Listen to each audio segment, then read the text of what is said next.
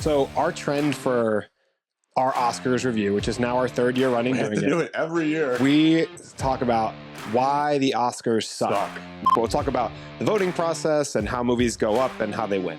And then we're going to talk about the biggest snubs for this year in our personal opinions, and then go on to categories and winners, where we'll go into each of the major categories. The Academy Award of Merit be named Oscar is presented by the Academy of Motion Picture Arts and Sciences. There's an award ceremony that recognizes different achievements in film. So what achievements do they recognize? Well, they have 24 categories. I'm going to read through these categories real quick.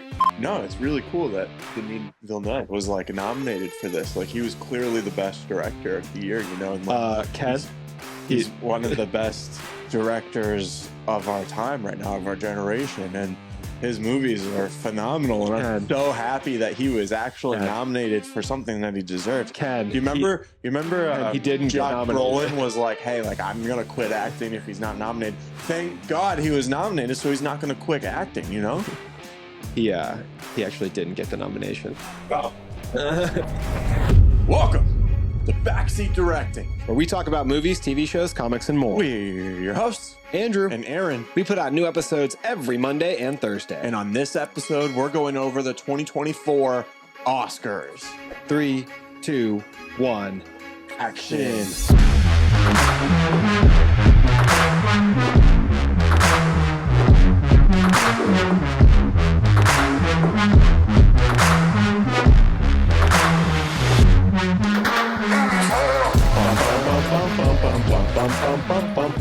I almost said 2025. So it's hard to go back. It's confusing because the Oscars are done the following year. They wait for all the movies to come out. So it is 2025 now that we're recording this. We'll be talking about movies that came out in 2024. Thus, the 2024 Oscars. Yes, here we are. A lot of movies came out last year. Beginning of the year, we were talking and looking through movies. We were doing our box office draft, which is a fun thing that me and you do, where we draft 5 movies that we think are going to make the most amount of money, and whoever's team makes the most wins. Andrew won this year. Moving on. And the year before. Okay, moving on. But that's not necessarily who's going to win any of the Oscars, is who makes the most amount of money.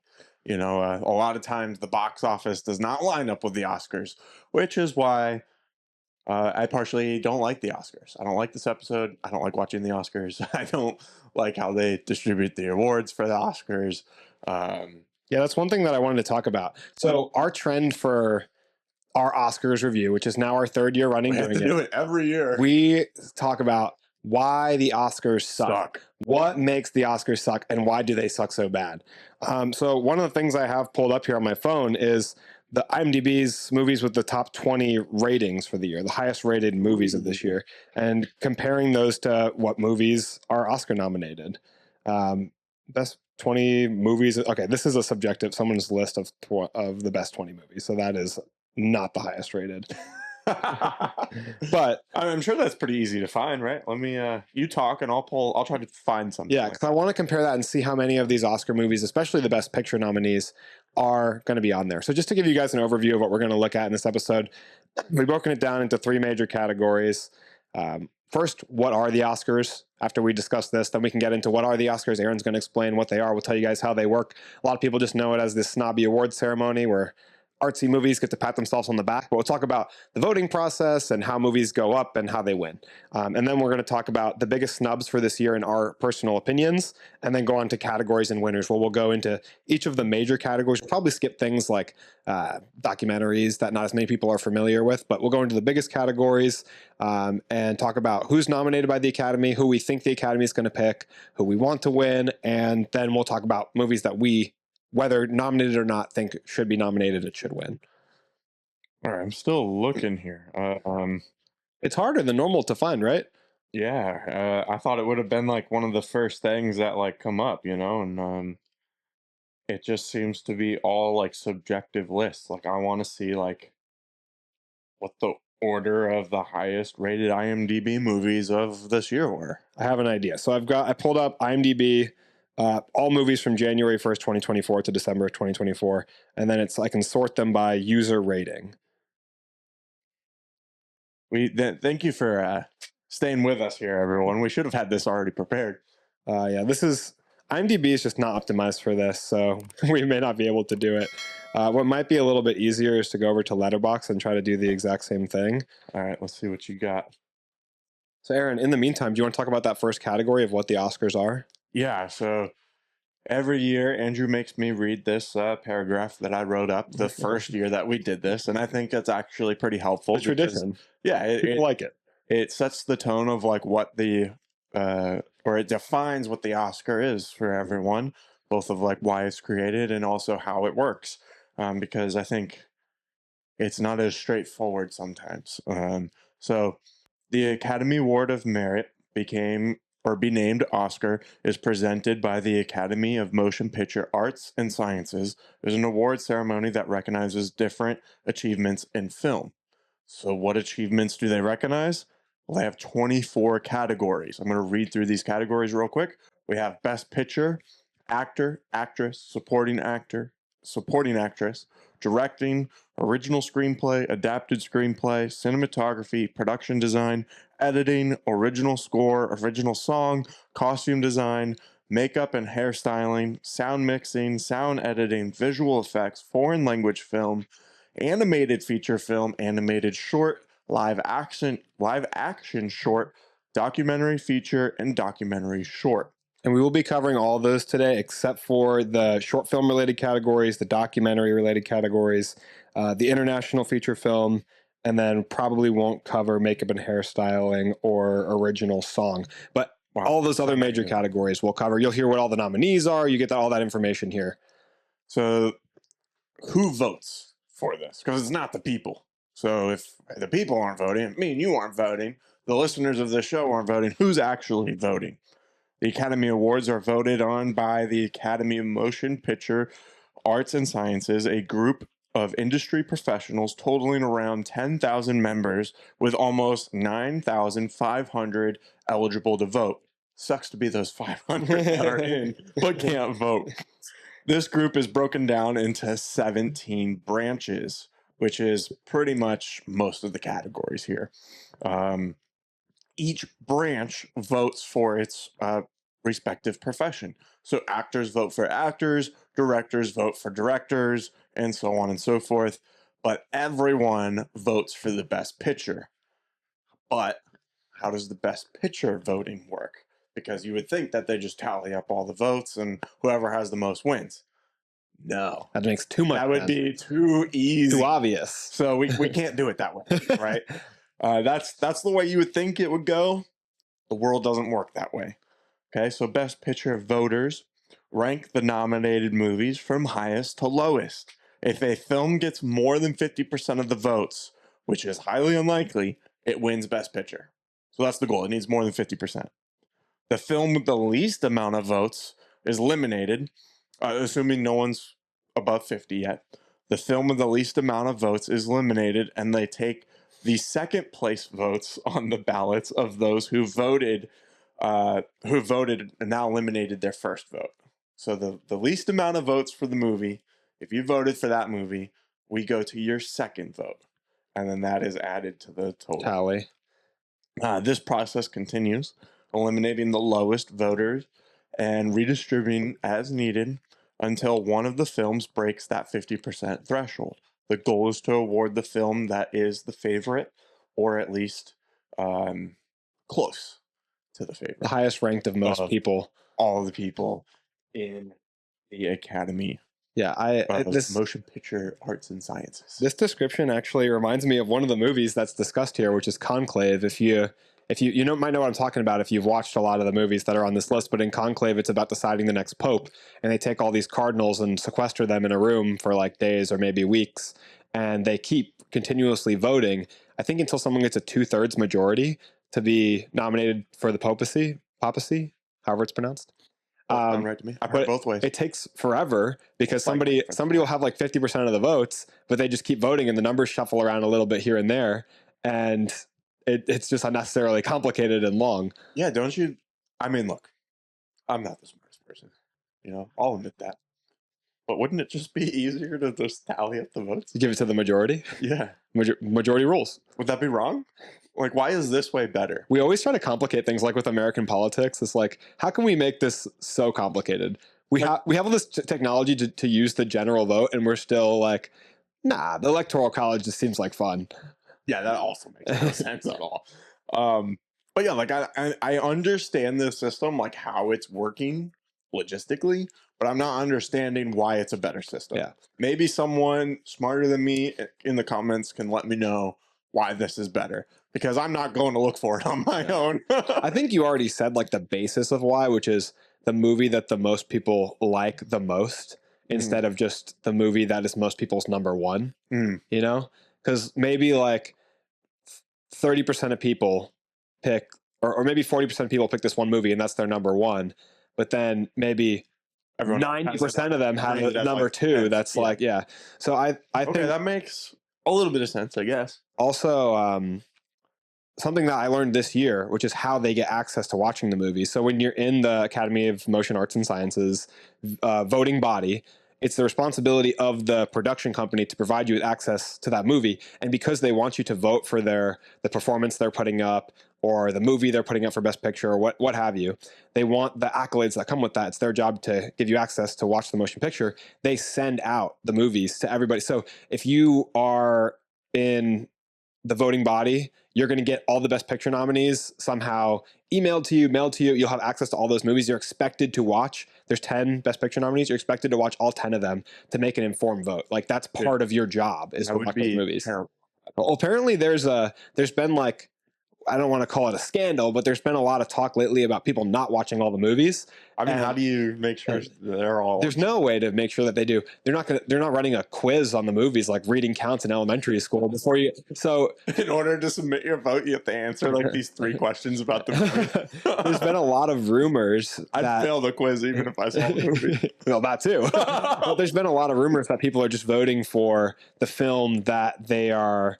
Maybe they're familiar with someone who worked on it, just going based off, which makes sense. And, if one of my best friends who I've acted in a movie with a couple of years ago is in a movie, I'd probably want to vote for their movie too. But the expectation is for them to be unbiased and watch all the movies and pick their favorite. So that's just something I wanted to bring up because it's interesting. There's been a lot of wins that have been questioned, in recent years. The first one that comes to mind, sorry, Jamie Lee Curtis, but her win for Best Supporting Actress in 2022 for Everything Everywhere All at Once, there was a lot of people questioning that, calling it a legacy win, and people are starting to attribute this stuff to maybe people not entirely watching all the movies.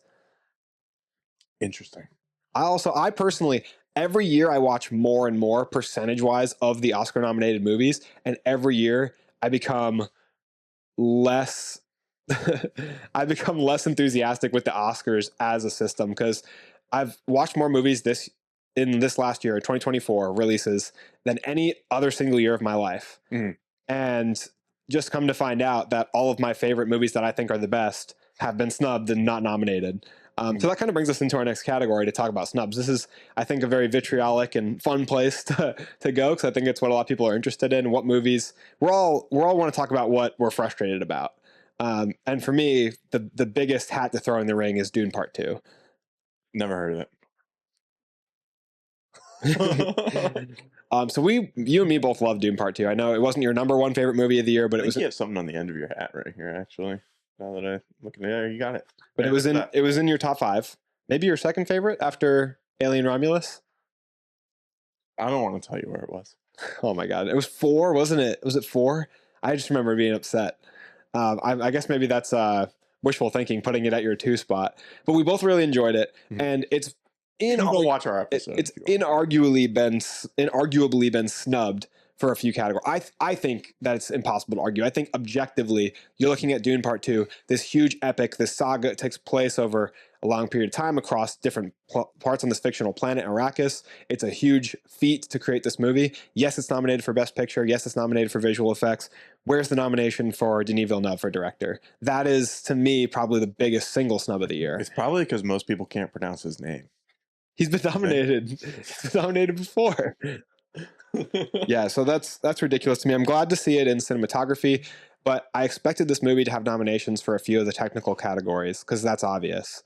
and it can't be nominated for sound because of the Academy rules. They used, I guess, more than 50% of the score from the original movie. It's not sound, but score. So original score is not technically considered original because they use so much of the score from Dune Part 1, which is a beautiful score by Hans, but I understand that they've got to draw the line somewhere. I'm not going to nitpick that one. But to have no acting nominations, these are some of the best performances of the year. Javier Bardem as Stilgar, Rebecca Ferguson, amazing. Timothy Chalamet, my favorite performance of the year is Paul Atreides, not getting nominated for Best Actor. I know he's nominated for another role. I don't care. He shouldn't have been nominated for Complete Unknown. He should have been nominated as Paul. Yeah, but come on. A biopic? Come on. They love their biopics. Love their biopics. It's like a shoe-in for Best Actor.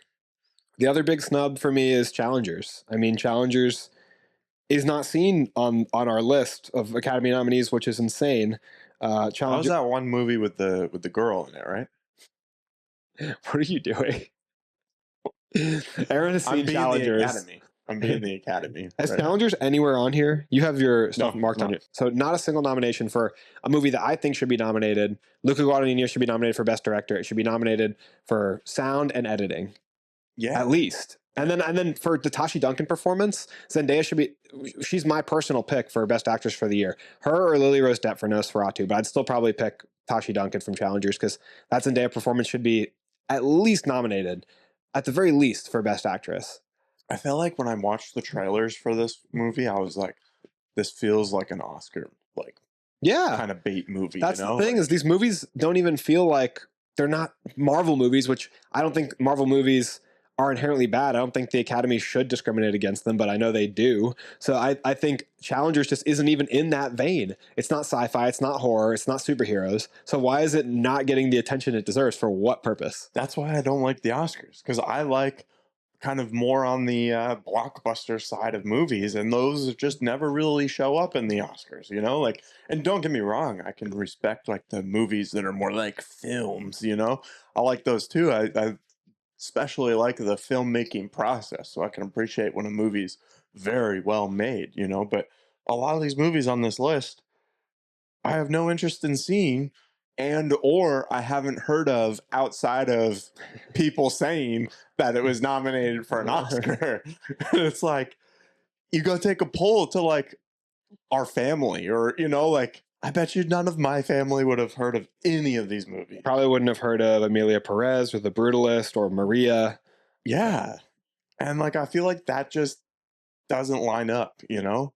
Like, it's like there's movies that are made for the, like, you have to, I think you said this yesterday when we were talking, is that you have to take in consideration the entertainment factor of a movie as well, not just the professional prestige, you know? And I think that's what's missing from the Oscars. Yeah, that's what I felt was missing from a movie like Conclave. I feel like it had all the technical elements of a great movie, had great sets, great actors, great camera work, and then I was just missing a little bit of entertainment. It was a thriller, and it was better than some of the other Academy movies I watched, but it was just missing that entertainment value, that pacing, you know, that blockbusters usually provide, that pacing, which is, I think, something that Dune balanced very well. It kept me entertained and had all those technical elements too, but whatever. Yeah, it's like, this movie's good on paper, guys.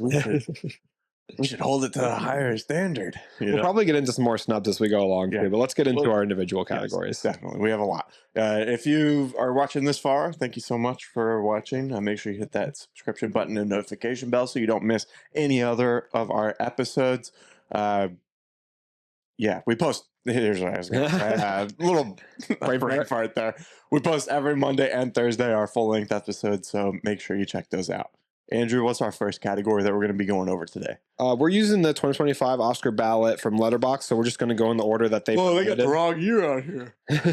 Do they say the 2025 Oscars, or do they say the 2024 Oscars? If you go to the Oscars website and you clicked on 2025, it would bring you these options. Oh, so in the beginning of the episode, I should have said 2025 Oscars. Sure. Gosh darn it. Well, because the movies are 2024 movies, but the Oscars are 2025 Oscars. All right. Well, we're gonna have to re-record the intro. Man, I think they'll know. I think they'll know what you mean. Go ahead. Dub over it. 2020. Okay, so going into the first category, actor in a leading role. The nominees from the Academy include Adrian Brody for The Brutalist, Timothy Chalamet for A Complete Unknown, Coleman Domingo for Sing Sing, Ralph Fiennes for Conclave, and Sebastian Stan for The Apprentice.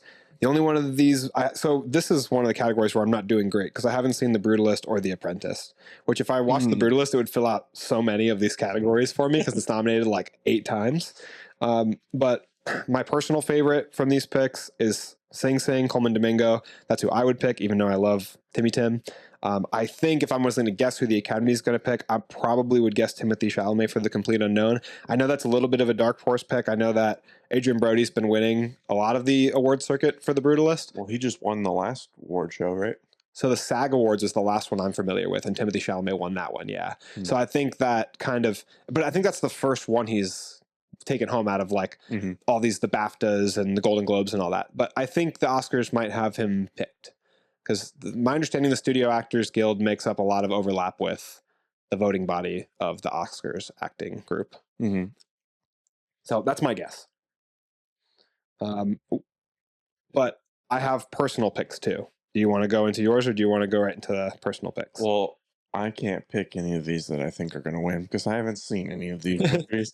That's gonna be a common theme in this episode. All right, don't get mad at me. I'm telling you ahead of time. I think a lot of people will agree with you that they probably haven't seen a lot of these too. We have Andrew here to verify this conversation. We're allowed to have this conversation. He's seen most of these movies. I've still only seen like 7 out of 10 of the best pictures. I've literally only seen like a trailer or pieces of 2 of these movies, and that's The Complete Unknown and The Apprentice. I haven't seen anything from the other 2. So I feel like A Complete Unknown is probably what they're going to go with, not just because what you picked, but just because like a biopic is typical. And I feel like with the political climate right now, they're not going to pick Sebastian Stan for Trump. Yeah, I don't think that he has much of a shot, unfortunately. Anyway, for my personal picks for Best Actor, Aaron, you can tell me if you agree with these or if you have any you want to add. I listed backseat directing Oscars, Timothy Chalamet as Paul Atreides, as it should be, Dev Patel as Monkey Man or in Monkey Man, Hugh Grant in Heretic, Andrew Garfield in We Live in Time, and again Coleman Domingo in Sing Sing. Those are my favorite male actor lead. I was thinking Jake Gyllenhaal in Roadhouse. Probably my top pick.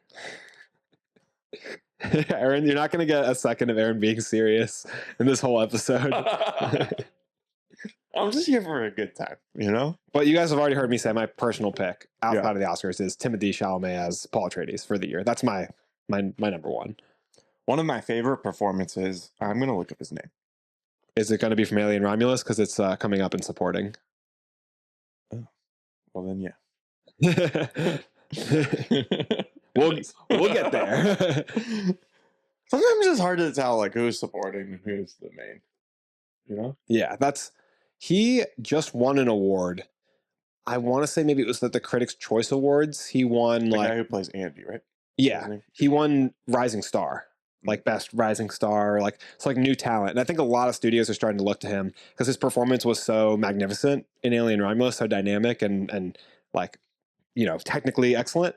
I think a lot of people are handpicking him for future projects. He'll have a good next couple of years. I'd be happy to see more of him on the screen. Me too. The next category is actor in a supporting role. Well, would you look at that? Whoa. Best Supporting Actor, the Academy nominated Yuri Borisov from Minora, Kieran Culkin for A Real Pain, Edward Norton for A Complete Unknown, Guy Pearce for The Brutalist, and Jeremy Strong for The Apprentice. And I'm in the same situation again. I have this one. I haven't seen The Brutalist or The Apprentice. If I had to pick who I think is going to win from the existing nominees, I would pick Kieran Culkin for A Real Pain, and that's also who I would want to win from this existing list. Yeah, I can't really give you any opinion here, but I have a observation. Isn't it weird that the actor from the leading role and the list of actors in a supporting role have a lot of overlapping movies? Doesn't that feel like it wouldn't be the case if you were being objective? Like, yeah, I mean, one performance being next to the other doesn't make them the same quality. But yeah, it's you know, you could argue coincidence, you know, but they basically picked their movies, right? They picked Honora, they picked The Brutalist. Got They picked 3 coincidences. Yeah. That's more than a coincidence. they picked like 5 movies, and it's like a bunch of stuff on here is all Conclave, all Nosferatu, all Honora. You know, it's they pick their movies and they stick with them. Mm-hmm. I don't like that. Anyways. Yeah, that's why my personal nominations, which I'm about to read now, have different people from different movies than before. So my Best Supporting Actor nominees are Javier Bardem in Dune Part 2, Austin Butler in Dune Part 2, David Johnson in Alien Romulus, Hell yeah, Pedro Pascal in Gladiator 2, Channing Tatum in Blink Twice. This one's fun. Michael Keaton in Beetlejuice 2. And then potentially, if I had more space, I would use Josh O'Connor and Mike Feist from Challengers. Yeah. I would put them probably above Michael Keaton because Michael Keaton's was a lot of fun. Yeah. You can tell that he has a lot of fun playing Beetlejuice. I like both of them. And what was the guy who plays Andy? David Johnson. Yeah, David Johnson. So, like, if I had to do my personal pick for Best Supporting of the Year, I'm guessing you would pick David Johnson. Yeah. But I would pick Javier Bardem as Stilgar in Dune 2. So him as a religious zealot, I just love so much in that movie because he makes me like, he's part of what makes me worship Paul Atreides because I'm buying into his worship, you know? He's like, the Muad'Dib does not believe that he is the Muad'Dib. Andrew has never been a part of a religion until Paul Atreides showed up. Timmy Tim. Anyway, our next category, actress in a leading role. The Academy has nominated Cynthia Erivo from Wicked, Carla Sofia Gascon from Emilia Perez, Mikey Madison from Honora, Demi Moore from The Substance, and Fernanda Torres from I'm Still Here. The only one of these performances I haven't seen is I'm Still Here. I think that it's immediately the complaint I have is that Carla Sofia Gascon is nominated for a leading role when I think that part in the movie is definitely supporting. I'm not the first one to say this. A lot of people have been saying this, that her and Zoe Saldana should be flipped. Because when you watch the movie, Zoe Saldana is like the crux of the movie. She's in more screen time. She's the driving force of the plot a lot of the times.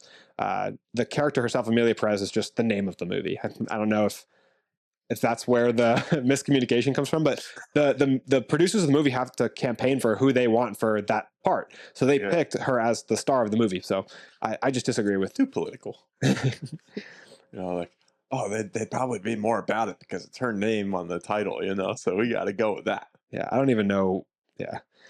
I think part of it is that the movie is a trans story and the actress is trans and she's the star of the movie. So they want her to be the star of the movie so that it's fitting for a trans story. But they when they wrote it, they made a non-trans person the star of the movie. That's just the way you guys wrote it. So if you wanted her to be the lead, you should have wrote her as the lead.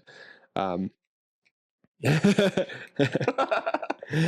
for the Academy, who I think that they're going to pick, I think they're probably going to pick Mikey Madison for Honora because that's been a lot of the talk of the town. But Demi Moore did win, if I remember correctly, an award at the Golden Globes. And she's got this long storied career in Hollywood. It's kind of similar to when they gave Jamie Lee Curtis her Oscar. So I could see that happening. I think they're going to give it to Mikey Madison. My personal pick from the nominees, they didn't nominate any of the actresses that are my actual favorite performances. So I would just go ahead and pick Cynthia Erivo from this list because I liked Wicked. And she sang her ass off. I mean, the talent beyond just acting, the singing talent, I feel like. Yeah, I haven't seen any of these movies. But out of all of them, Wicked is the one that I would want to see. Most especially fun. With like how much, praise it's been getting, not just from the Academy, but from the box office, like in terms of like the people actually are going to see this movie, like what's the box office on all these other movies? Probably like a tenth of what Wicked was. So I actually would want to watch Wicked. So if I had to pick out of this list blindly, I would pick Wicked. Yeah, none of these probably even got a tenth of what Wicked earned. Emilia Perez is a streaming release. And then Honora and I'm Still Here probably made so much less. And then I have my personal list, which this one would be one of the hardest for me to choose from all year because there's so many great actress performances this year. I kind of even narrowed it down a little bit. I think I took 2 actresses off to make mine a bit shorter. For the backseat directing nominations for Best Actress, I put Naomi Scott in Smile 2, Florence Pugh in We Live in Time, Zendaya in Challengers, Lupita Nyong'o in Quiet Place Day One, Naomi Ackie in Blink Twice, Cynthia Erivo in Wicked, and Geraldine Viswanathan in Drive Away Dolls. So I only had one person in common with the nominees from the Academy. And my personal pick, like I said earlier, would be Zendaya for Challengers. But like the Naomi Scott performance in Smile 2 is insane. She's crying in probably 40-50% of the movie and just putting on this crazy horror performance that reminds me of The Shining, where she's like going through so much torment in these visual hallucinations that she's having. And she also, again, in that movie, like Wicked, is singing and dancing, and she's playing a pop star. And she's put so much physicality into the performance, so much emotion. It's the kind of thing the Academy will never recognize because it's a horror movie. But it's just a damn shame that they didn't look at her at all. See, I don't understand why they don't recognize certain genres and categories, you know? Sci-fi and horror are like some of the most, so much creativity, especially this last couple of years in the fields of sci-fi and horror. They're literally some of the most marketable movies out there. They only get nominated for technical categories, like Blade Runner 2049, they'll throw them a bone for visual effects or cinematography. See, that's so stupid. You know, it's ridiculous because the really casting performance is great. Bias on it. Like the Academy Awards should be an award for just the best movie of that year, you know, not based off of how it fit this mold, you know. That's really frustrating. Anyways, my pick would be Zendaya from Challengers as well. And I'm not even like a fangirl of Zendaya's, you know, like, but I think she did phenomenal in this role, and I've seen the movie 2 or 3 times this year.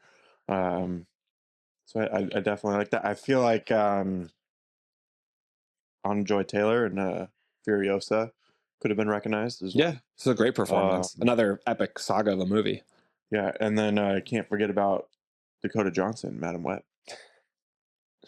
That's the acting performance. Honestly, every cast member of... Do you remember when she tried to climb that wall? Dude, do you remember when her mom died researching spiders in the rainforest? Yeah, like that performance has stuck with me throughout the whole year. Her talking to the cat, like I haven't forgotten a moment. When your scene partner is a cat, bro, it's like you got to be talented for that. She is a great actress. It's just not a great movie. So I just to confirm my suspicions, because I was like just talking out of my ass, but Blade Runner 2049 literally is like only nominated for technical categories: cinematography, visual effects, sound editing, sound mixing, and production design. Do you not feel like the K performance by or the Joe performance by Ryan Gosling should be nominated that year? Like, come on.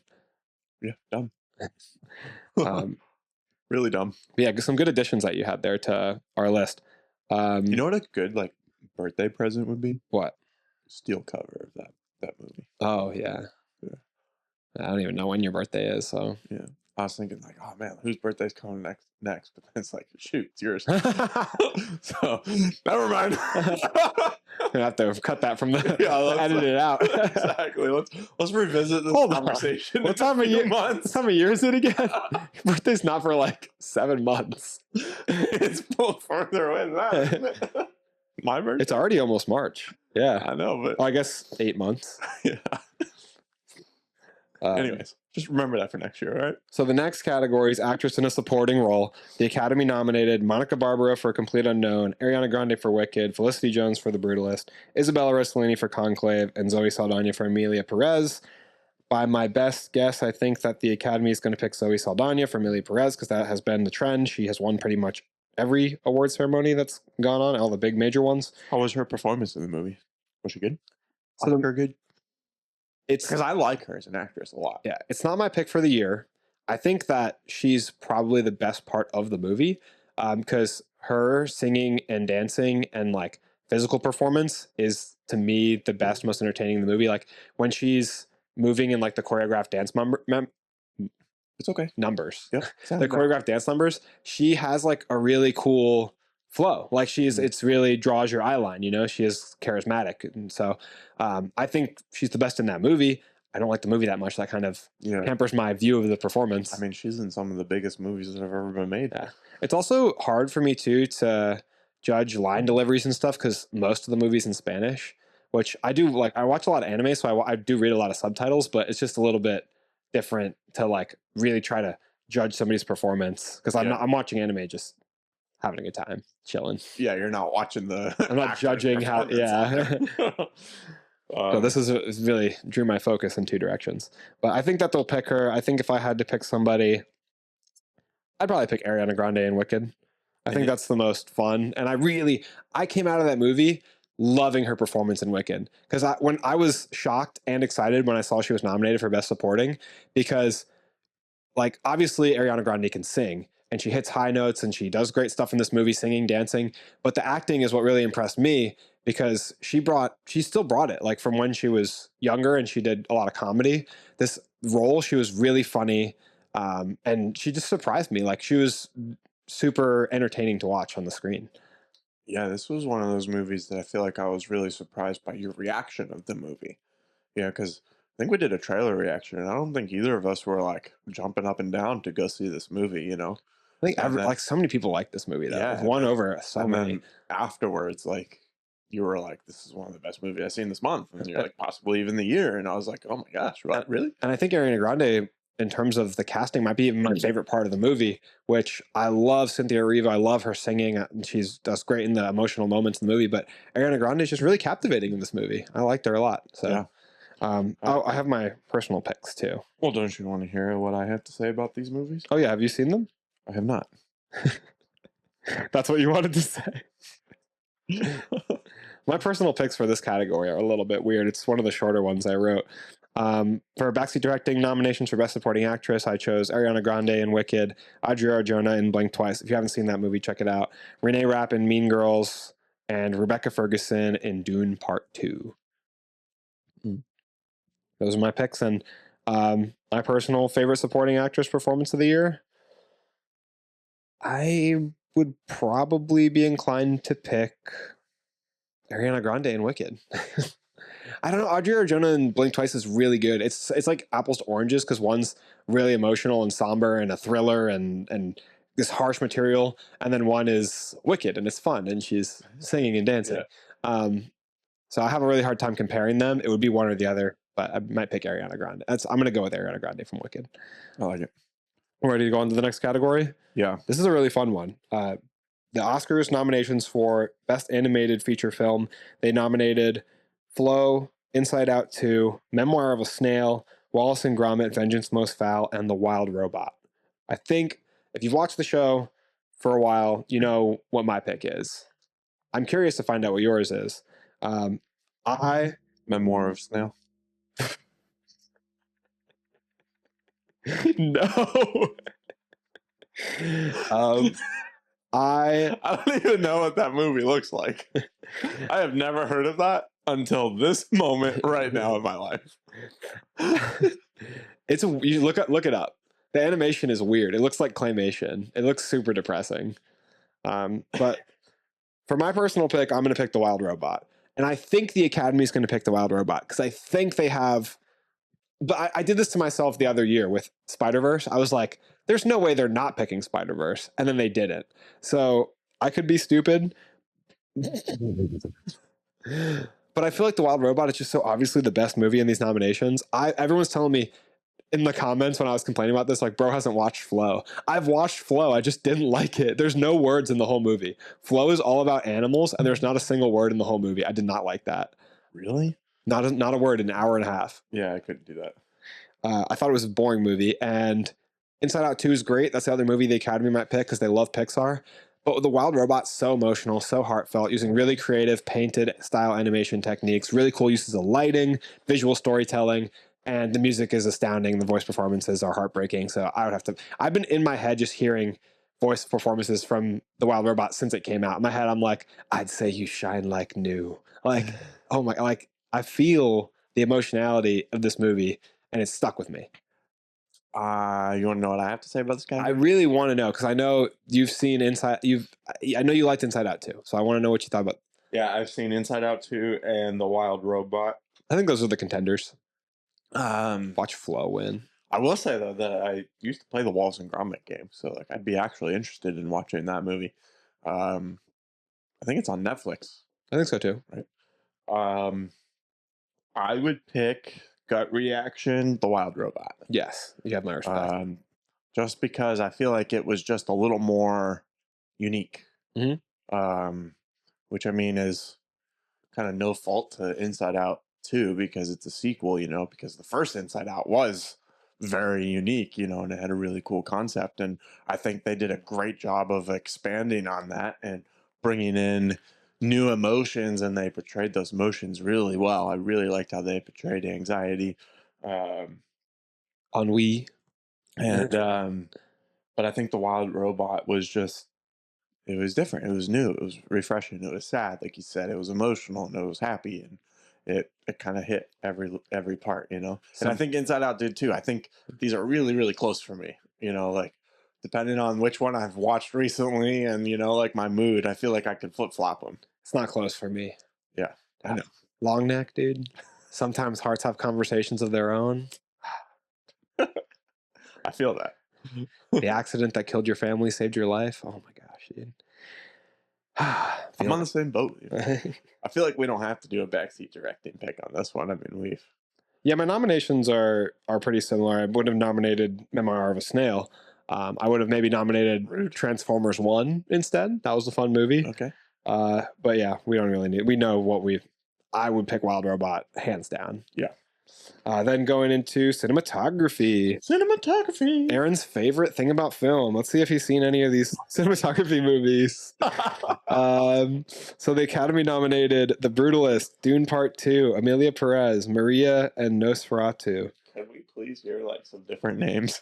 It's annoying, isn't it? It's like Maria is actually different. Maria's new.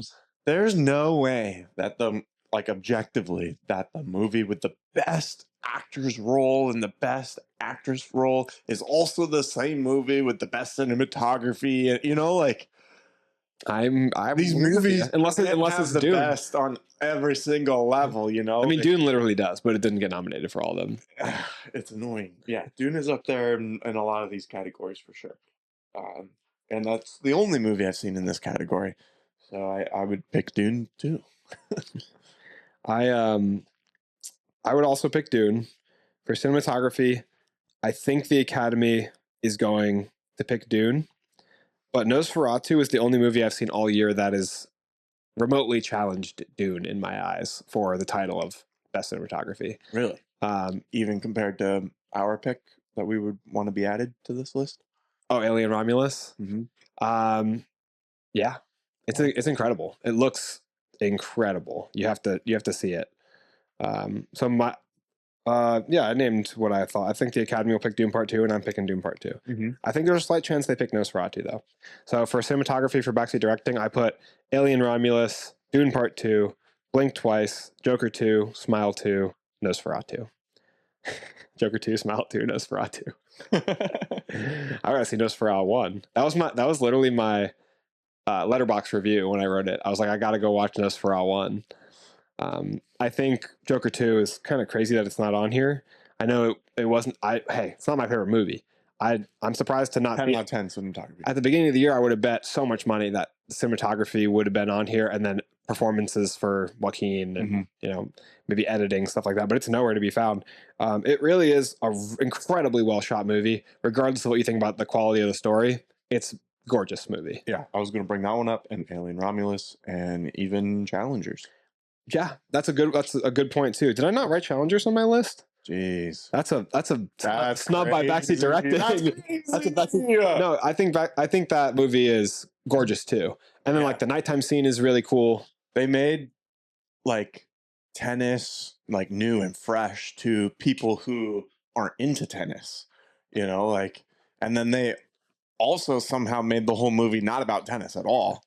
And all of the shot selection, I think, is where the cinematography like really sticks out, and the camera movement is where the cinematography really sticks out. And those close-ups of course, how they edited it all together, which is its own category that we'll talk about soon.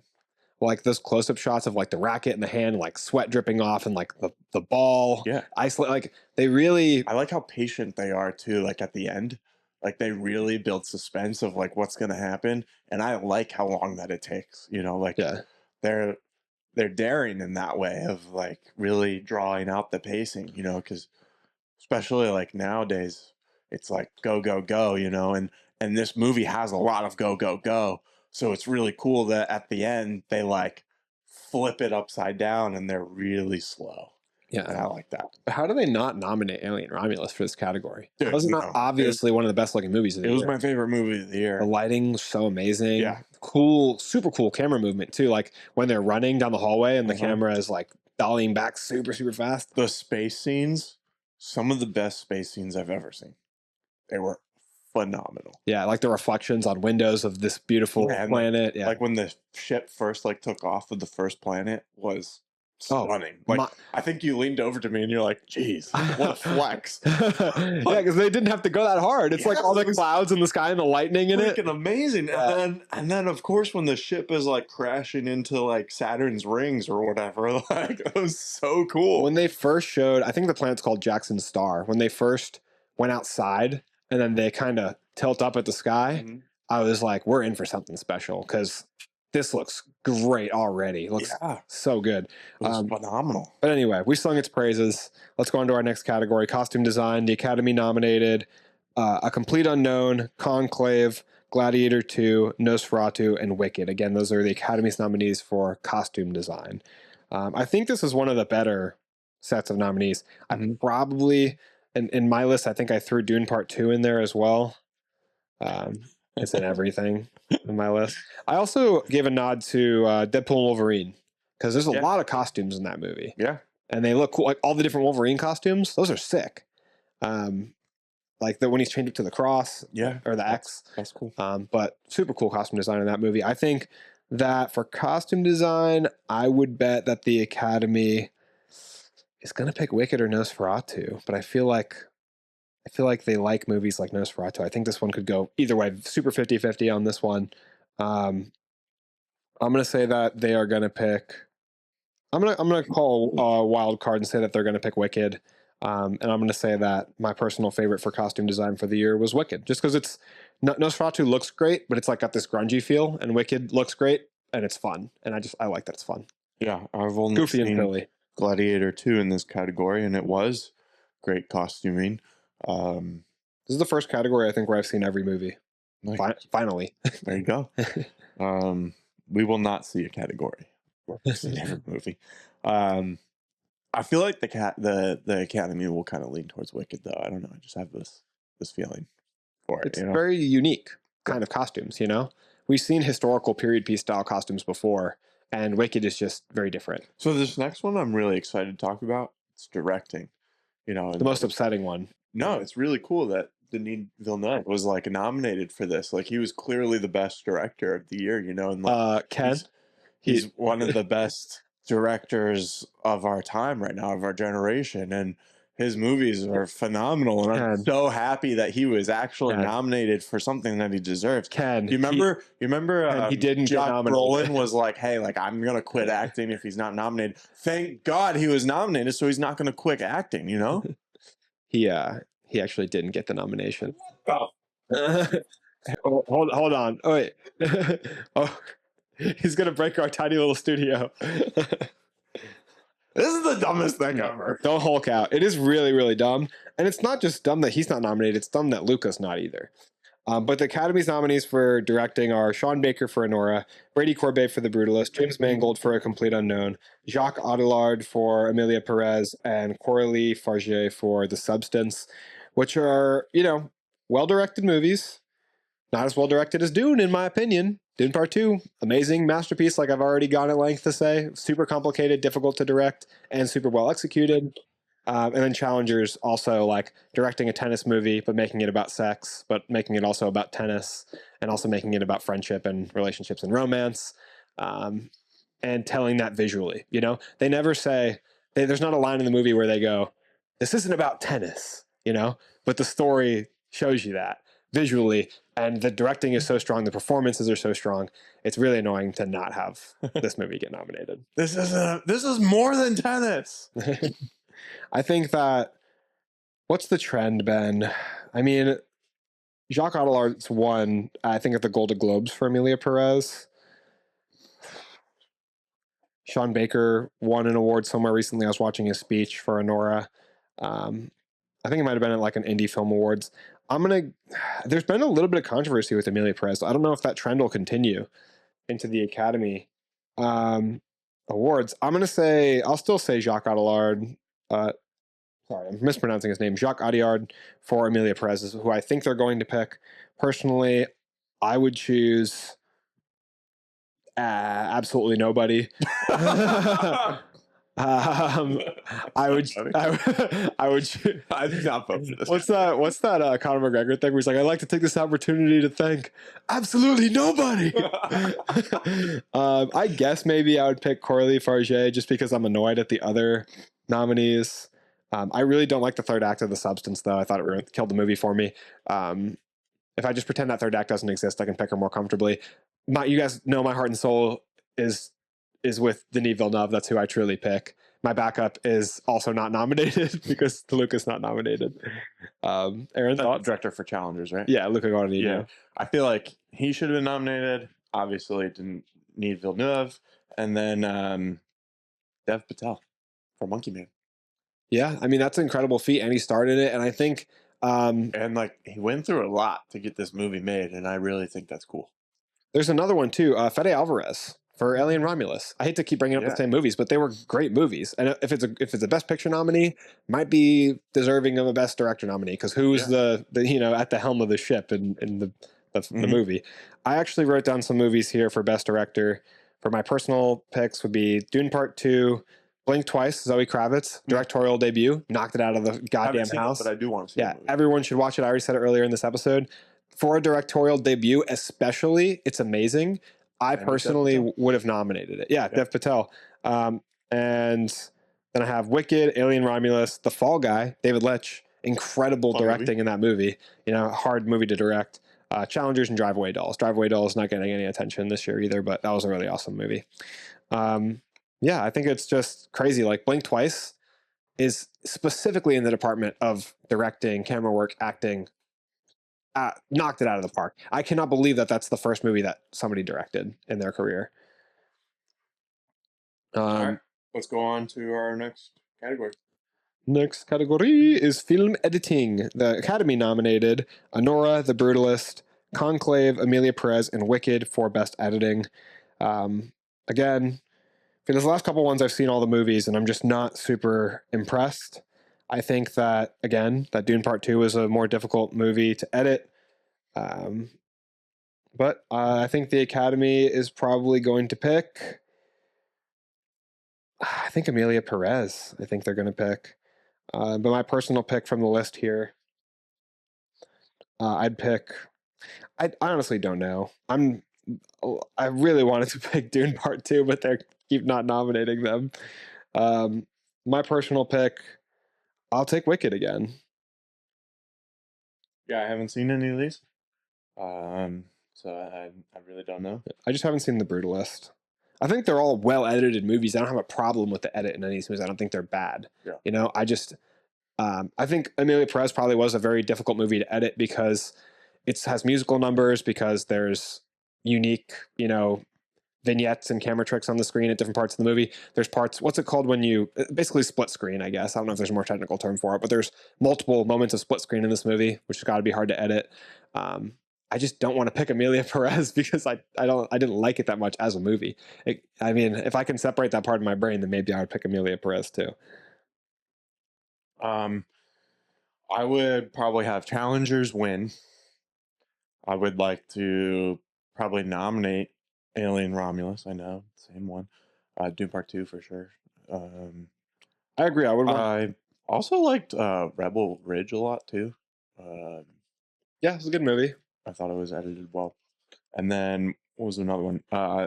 Monkey Man. I enjoyed the edit for Monkey Man too. I'll actually change my answer to agree with your answer. I would pick Challengers.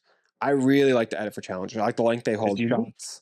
I like the way that they're cutting back and forth to when they're younger, and you're never confused watching the movie as to what time period you're in. Yeah, and it's unique, and then they use the edit to hold you at the edge of your seat, like you said about the finale. They use the edit to make you sucked in, I want to see what's this cool tempo involved with the movie that you don't typically see in a movie. They say it's edited like a tennis match, like when they cut back and forth to them in conversations. It's like a volley, which is cool. It is, and it of course helps that all the other aspects of the film are really good too. So, yeah, I would have Challengers win. Okay. Our next category is Music Original Score. The Academy has nominated The Brutalist, Conclave, Amelia Perez, Wicked, The Wild Robot. The only one I've seen is The Wild Robot, so I'd pick that one. I would also pick The Wild Robot. My guess, Even over Wicked? yes, absolutely. The Wild Robot score is fucking amazing. It's so language, good. man. Language. It's a kids' movie. It's the closest I've gotten to feeling the score from How to Train Your Dragon since that movie came out. Like, it sounds reminiscent of it, but the epic moments of The Wild Robot, you know, you've got Bright Bill like taking off. It's just like a soaring score, you know, it's like your heart feels like you're like, no, don't go. But it's also like this momentous, impactful part of his life to get to, you know, it's supposed to mimic that feeling for people who have kids and they send them off to college. So it really feels like you're proud of him, but somber that he's going. And the music conveys that so well without a word of dialogue. So I would pick that movie. I think the Academy will probably pick Wicked. Wicked has an incredible score also. I've been listening to all the music from Wicked since it came out, singing the songs, you know. Mm-hmm. But do I have any? I don't think I have any nominees that aren't listed here because I just want it to be The Wild Robot. So that brings us to our next category, unless you have more to say about score. Alien Robin. Challengers. Yes. What the hell? Why is Challengers not nominated? I'd want Challengers. Dude, the Trent Reznor and Atticus Ross score from that movie, I've been on their hype train since Social Network came out. Yeah. I film like videos for like this pickleball place. Every time I like make pictures and I'll like post it on my social media, I put the Challengers like track on there. Well, it's so cool. Feels so unfitting, and I almost feel like the Social Network one feels unfitting too, but in the best way. It's like if you just heard the score, you'd never guess it was a movie about tennis, but then when they play it in the movie, it fits perfectly with the vibe of the movie. With anything else. Yeah, and it's the same thing with Social Network. It's like I can picture that opening credits in my mind when he's like walking back from the bar, and it's like playing the piano. Yeah. I feel like they just do such a good job of that. It's a little bit unconventional, and it works so well. Like, it feels sexy, you know, it feels like the vibe of the movie. They nailed it. Would you go The Wild Robot over Challengers still? Yeah, I still would. Okay. I love the Wild Robot score, dude. I love it. Challengers would be. All right, man, calm down. I'm glad you brought up Challengers though, because that's a second place pick probably for me for the year. I think there was one other one that I was just thinking of too. Do you remember how bad I did not want to watch Challengers? Yeah, I remember that we like got him for free. Yeah, I think that sold you. Yes. All right, fine. What else came out this year with a really good score? Because I was thinking of another one that Sing Sing. Sing Sing has a really good score. You should watch it. There's a part in the movie where they're all auditioning for a play, and it plays this really sweet music. And Sierra was like crying. I felt like I could almost cry because it was this cool juxtaposition of all these hardened convicts that were like trying out for a play, and really sweet music is playing, and it's like these people are finding a different part of themselves, you know. It's like maybe like an inner child or something, and it was really struck an emotional chord. So I think that has a great score as well. But let's go on to production design. You want to do like original song? Maybe not specific song, but like, what about like soundtrack? I have a pick for original song. I'm pretty sure it's an original song. It's also from The Wild Robot. I think it's called Kiss the Sky. Okay. That's what I would probably pick because that plays during like the training montage for Bright Bill. I would not for a specific song necessarily, but like the soundtrack in Twisters was phenomenal. Oh my god, it's so good. But if I'm picking a whole soundtrack though, I gotta pick Wicked. Yeah. I mean, the Twisters one would be a second for soundtrack because like what's the one that's like ain't no love in Oklahoma. Yeah. I was like bumping to that one multiple times. That was so good. Rocking my head. And there's like a half dozen good songs in that movie. It's not even just that one song. It's a great soundtrack. Here we're talking about soundtrack. We got to say Deadpool, Wolverine. Bye bye bye. Yeah, they got us with that. They've made a cultural shockwave with that. Okay, where are we going to next? Production design. The Academy has nominated The Brutalist, Conclave, Dune Part 2, Nosferatu, and Wicked. And I don't know for sure that I had something to add to this one. Alien Romulus. Oh yeah, absolutely. Good on you for keeping track of all the ones that we keep having to add. The Brutalist, Conclave, Dune Part 2, Nosferatu, and Wicked. I don't know if the I Kingdom of the Planet of the Apes would count for this category or not. There's a bunch of blue tarps. Yeah, it's like a bunch of CGI stuff, but yeah, or I mean, you can consider Gladiator 2, maybe. Yeah. Well, Monkey Man had really good production design. I wrote Gladiator 2 on my list of backseat directing nominations because I thought they build like a mini Coliseum when they do Gladiator 2, so it's kind of crazy not to nominate them. The ships, they built ships, you know? Yeah. So I would nominate that. And then Monkey Man has a really cool feel to it. And they have drastically different types of sets. They've got like a low income area and super wealthy area. Yeah. I think the Academy will probably pick. Oh, this is kind of tough because Conclave has really incredible production design. They're shooting at these beautiful, gorgeous churches. I kind of feel like this is one of the most tough categories because I think, in my eyes, I haven't seen The Brutalist, but I think the other 4 nominees all have basically a fair shot at it because they're all really cool productions. Personally, for this one, I'm gonna pick Wicked over Dune Part 2, which is crazy. Wow. I think the Academy is going to pick. I don't know. I'm just guessing here because they're all 4 really great. I think the Academy might pick Wicked. I don't know if the Wicked's going to win as many Oscars as I'm giving it credit for. Yeah. I mean, I've only seen Dune in this one, so Dune. Yeah. Yeah, I think Wicked might be my pick for production design for the year. It's really cool production. For the next category, sound. What do they include in that? Just like the non-music sound, I guess. Guessing or you know? That's my understanding because they have a music category up here, you know? Mm-hmm. So like all the Foley work and stuff? Yeah. It's like Top Gun Maverick won sound mm-hmm. when that movie came out. So I think it should win for this year too. One thing I want to tell you about production design before we go on is that Wicked has this portion, a dance number that takes place in, imagine a hallway that's a circle or a cylinder, and it spins, and they're dancing inside of it. And they built that and actually danced inside of it. So I think for production design, you got to give them props for that. But Alien Romulus has an incredible production.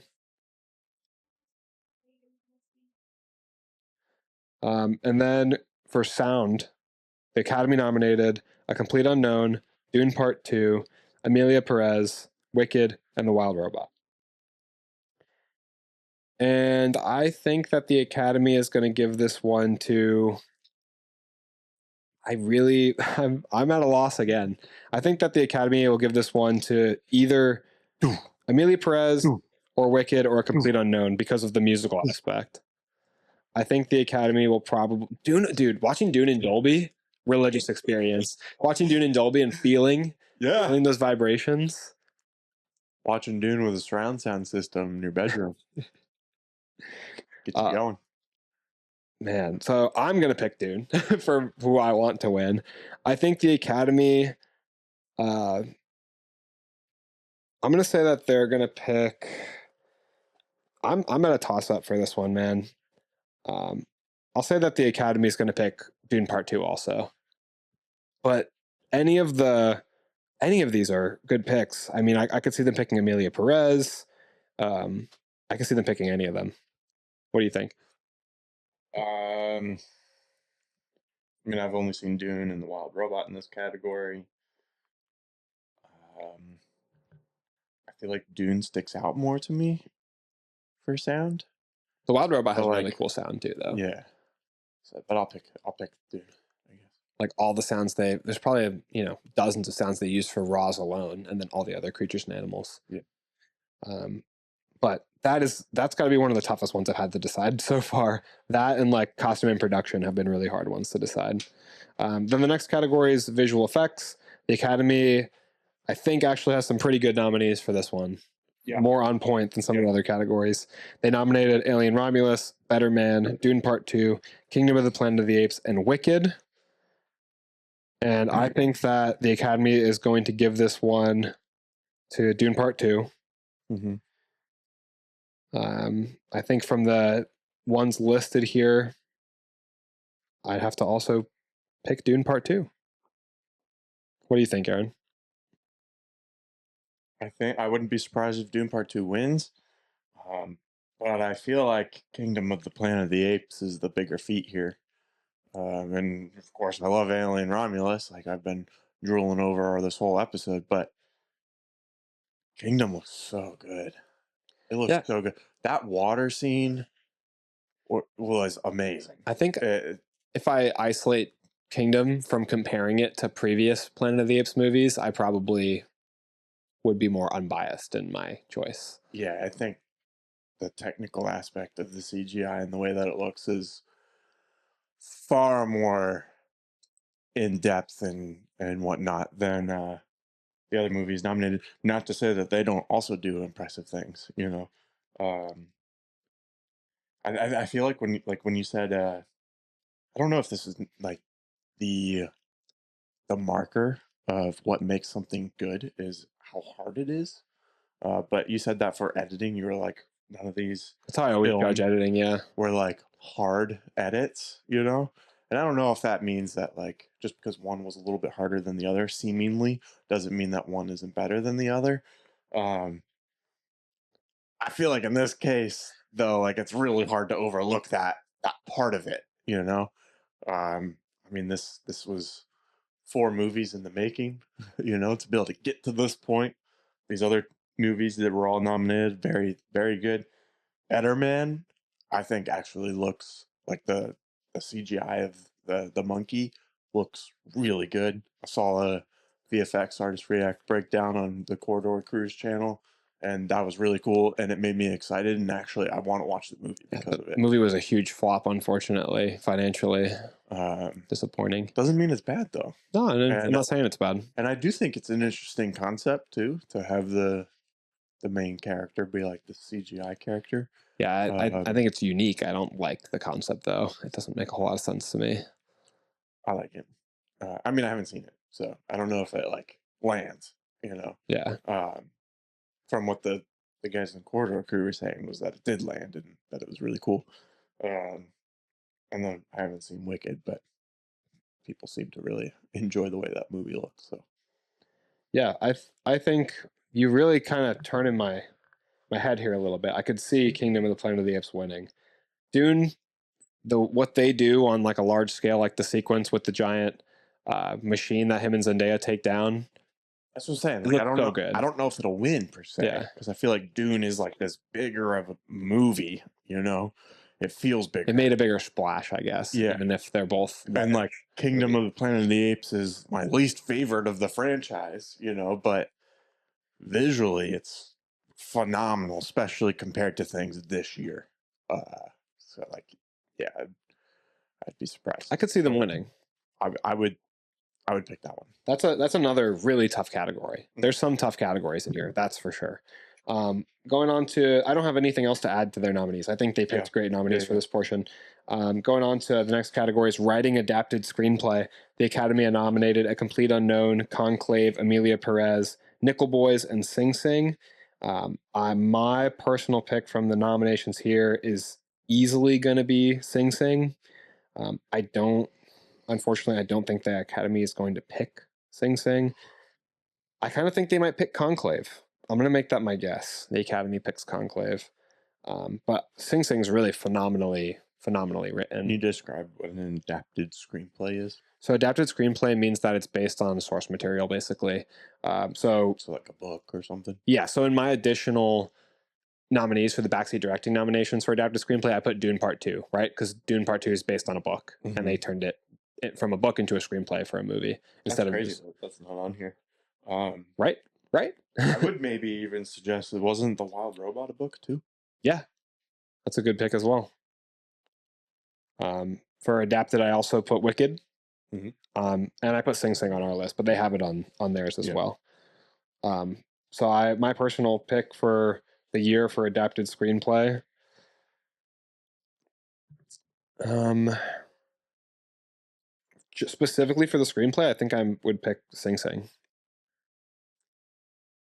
I like that it's nominated on here. I think it was really well written. I just watched it last weekend, so maybe I'm a little bit high on it, but I would love to see them pick that. Really well written movie and deep themes, deep themes. You know, real world story. Super cool movie. If you guys haven't seen it, it's about a theater program in Sing Sing prison. So convicts get the chance to participate in a theater program where they can put on productions and be in plays, and the real life ex convicts played roles in the movie. Like probably half the cast is people playing themselves who were actually in prison at the time and acting in these productions. And they show footage at the end of the movie during the credits of the productions that they put on at the time. I would probably pick Dune Part 2. It's a very well written movie. But that's my picks for original screenplay. Never mind. Never mind. So what's a original screenplay? Original screenplay, Category. basically like think all or most of Quentin Tarantino's movies. Movies that don't have prior source material. You just sit down, pen and paper, or a typewriter, or a computer, and you just type out the movie. No pre-existing content. So the Academy nominated Honora, The Brutalist, A Real Pain, September 5, and The Substance. From the list here, I'm not super excited, but I would probably pick A Real Pain, just because Substance might be my pick if it wasn't for that third act I mentioned that I didn't like. And I think the Academy is likely to pick. I don't know. I think the Academy could. I think that I could see the Academy picking Honora. I'll make Honora my guess here. Earlier in the year, I would have thought Honora would be a shoo-in for like all these categories, but I've only picked it for 2 so far. For my guess is what the Academy will pick. Aaron, have you seen any of these? No. So we'll go into the backseat directing nominations for original screenplay. I wrote Blink Twice, Challengers, Heretic, The Substance. And personal pick, I think, for writing, I'd probably pick Challengers. I like that. I think Blink Twice and Heretic are really well written too.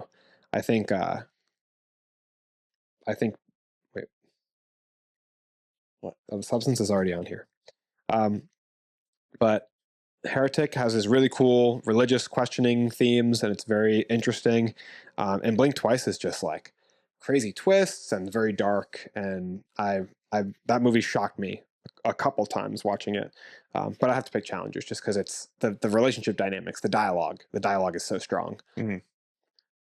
Let's go on to the last category. Best category. Biggest one. Yeah. Best picture.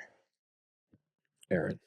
The Oscar-nominated Best Picture movies include Honora, The Brutalist, A Complete Unknown, Conclave, Dune Part 2, Amelia Perez, I'm Still Here, Nickel Boys, The Substance, and Wicked. And notably not mentioned, Challengers. I think that the Academy would be foolish not to pick Dune Part 2. Dune Part 2 is obviously my pick. Same. But I'm going to guess that they're going to pick Amelia Perez. Unfortunately.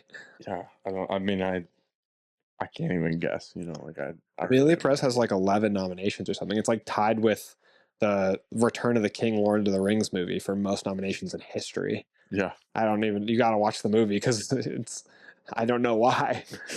But I feel like it would just make me mad. I don't think I can watch it.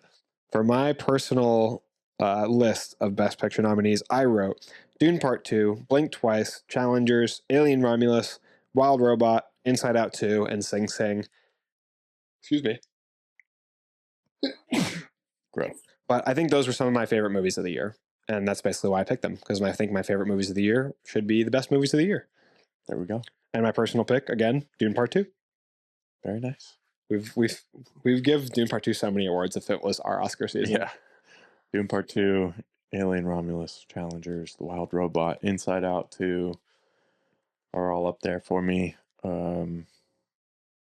I would, if I'm picking my favorite one, I'm putting Alien Romulus. So that's what you're giving Best Picture to? If I was the one in charge, yes. Yeah, but if we were doing like the Academy's rating system, it'd be like, I put Alien Romulus down here, you put it up here, then Dune Part 2 wins. Dune probably would win by that logic. Maybe Challengers close to that. Yeah, that wraps up our 2024, 2025, whichever year you want to say, Oscars. We went over a bunch of the categories. There's a few of the categories that we missed, but you can go to Letterboxd and get your own sheet here. You can see all the red dots. Those are all the movies I've seen. Not very many. And you can kind of go through and select which ones were your favorite, which ones you think are going to win the Oscar.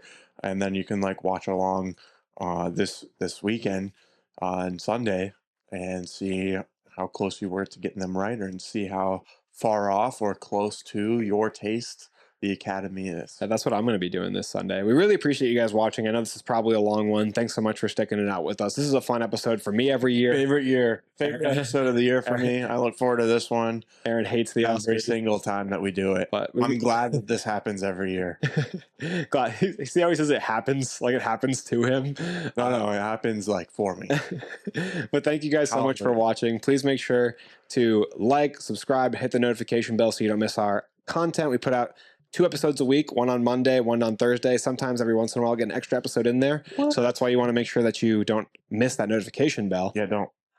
You also want to check us out on all of our short form platforms. We're on YouTube, TikTok, Instagram, Facebook, X. We're all over the place. Hey. This week, we've cracked the code on We've crushed it. We crushed it. On Instagram, we figured it out.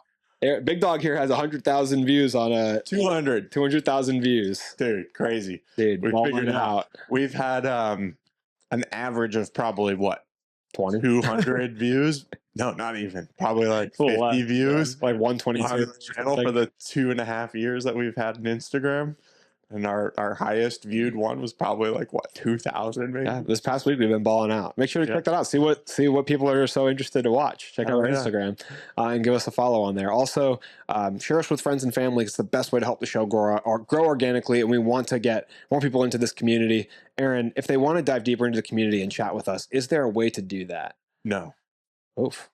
Just kidding. I got you. Stay away from us. Yeah.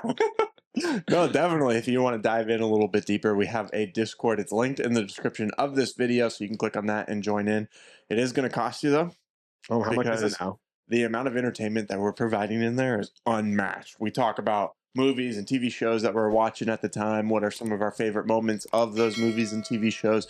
We do polls and debates, and we even share like our own projects in there, and people in the Discord are sharing their own stuff that they're working on. So it's a lot of fun.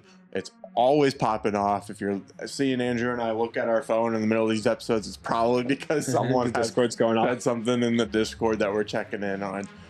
But Andrew, how much is it going to be? Well, we got to pay our bills, you know. In this market climate, it's come down to being completely free. It's free. Yeah, it's totally free. It's the only. We actually been talking in there about the Oscars lately because I was watching a bunch of the movies last week, so I've been chatting with them like this morning with the group about the Oscar movies. So it's super fun in there.